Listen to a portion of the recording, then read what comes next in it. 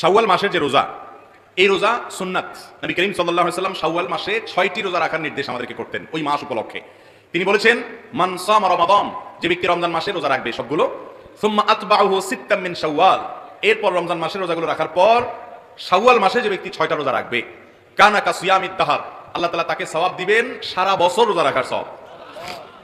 সারা বছর রোজা রাখার সওয়াব কিভাবে হয় এ সম্পর্কে অনেক উলামা ইকরাম, মুহাদ্দিসিন ইকরাম চমৎকার একটা ব্যাখ্যা দিয়েছেন। সেটা হলো, রমাদান মাস ধরেন সর্বোচ্চ 30 দিন হবে পুরা মাস, আর শাওয়ালের 6, 30 আর 6 কটা হয় 36। এই 36কে যদি আপনি 10 দিয়ে গুণ দেন কত হবে? 360। চন্দ্রবর্ষ সৌরবর্ষের চাইতে কয়েকদিন কম হয়।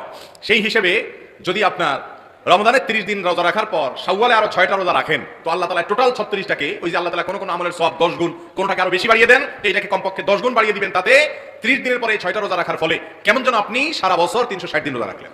এই জন্য এই সুযোগ হাতছাড়া করা উচিত না।